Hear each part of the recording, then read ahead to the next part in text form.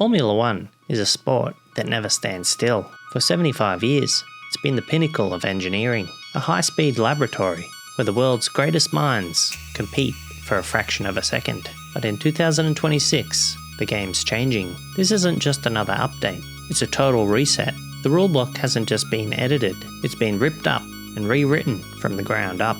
We are entering the era of a smaller and lighter car, shorter, narrower, and powered by a revolutionary 50-50 hybrid system.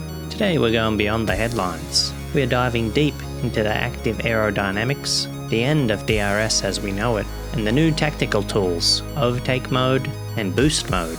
This is everything you need to know about the 2026 Formula One regulations. For years, fans and drivers have had one major complaint. The cars have become too big. They've been described as boats, heavy, long, and often too wide for the small streets that they race in. The FIA has listed the 2026 design philosophy is all about agility. The wheelbase is being slashed by almost 8 inches, dropping from 142 inches down to 134.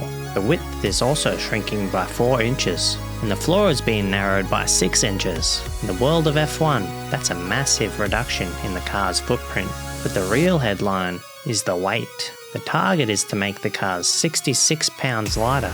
The new minimum weight is set at 1,697 pounds. Achieving this is a monumental task for the teams, and every ounce matters. Look closely at the wheels. While we are sticking with 18-inch rims, the tyres are getting narrower, 1 inch thinner at the front, 1.5 inches thinner at the rear. This cuts drag, minimises weight, and makes the car more responsive. Now let's talk about the most visible technological shift, active aero. In 2026, DRS is being replaced by a system that is far more complex. The new cars will feature movable elements on both the front and rear wings. This enables strategic adaptability.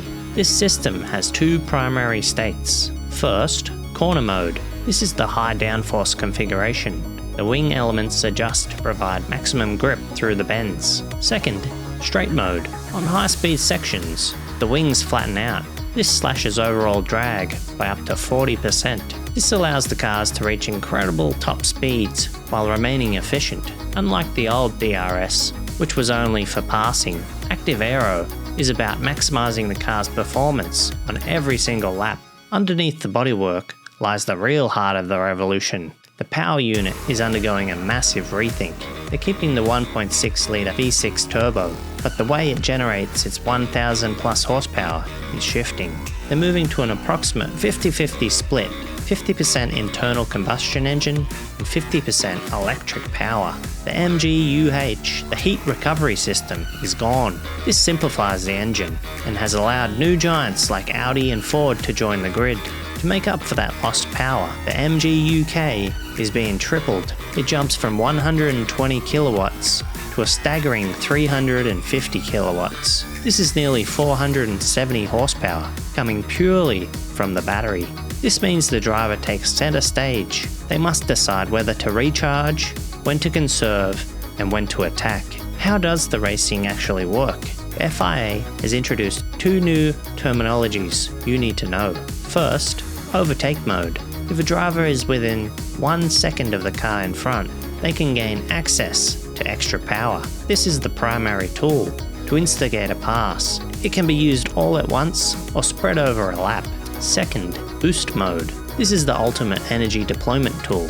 It gives the driver maximum power from the engine and battery at the push of a button. It can be used offensively to attack or defensively to protect the position.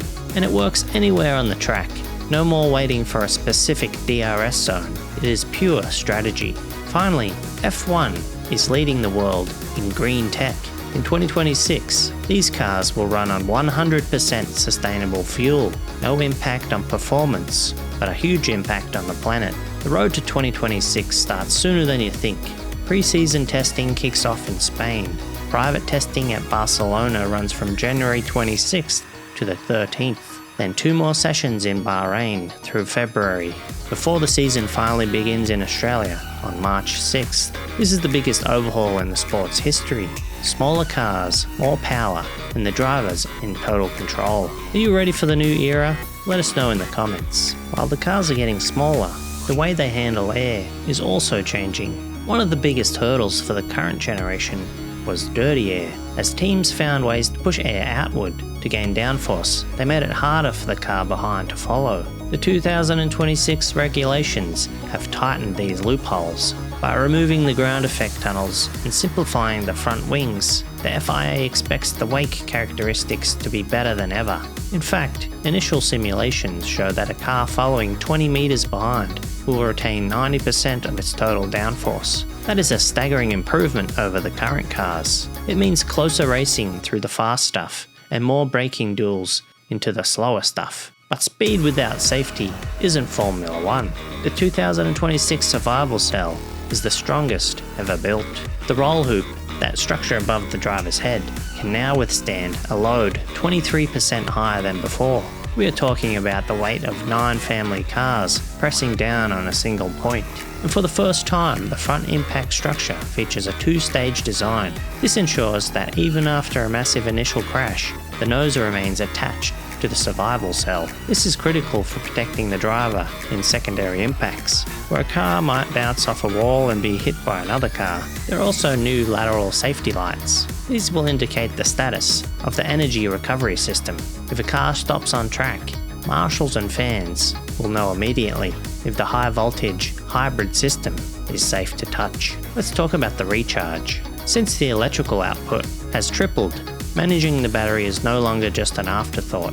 In 2026, drivers have to be energy architects. They'll have their engineers to help out, but it's going to be a big part of the game plan. They can recharge through traditional braking, but also through off-throttle lift. This means at the end of a long straight, a driver might lift early to harvest energy for the next lap. This creates a fascinating dynamic. A driver might conveniently lose a few tenths on one lap just to ensure they have a full boost mode ready for an attack on the next. It is a high-speed game of chess at 200 miles per hour. The wait to see these machines in action is almost over. First private test kicks off at the Circuit of Barcelona from January 26th to the 13th. Following that, the teams head to the heat of the desert in Bahrain. Bahrain will host 2 separate 3-day tests in February, the first from the 11th to the 13th, and the final shakedown from the 18th to the 20th. That final test is the last chance for teams to dial in their active aero systems before everything counts. The season officially blasts off in Melbourne, Australia from March 6th to the 8th. The calendar for 2026 is the most logistically efficient in history, grouping races by region to reduce emissions from the streets of Madrid to the neon lights of Las Vegas. The new era is almost here. Are you ready for the new era? Let us know in the comments. If you liked this video, subscribe and we'll see you in the next one.